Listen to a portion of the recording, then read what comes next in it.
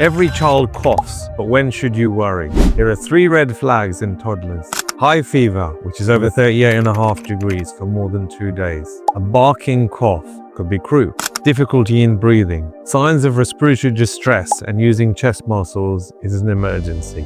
Most coughs are viral, but if they're not eating, drinking, or sleeping, it's time to get them seen. Always trust your instincts. Follow me for quick pediatric health checks every Tuesday. Want science-backed answers? I've got you. Thank you.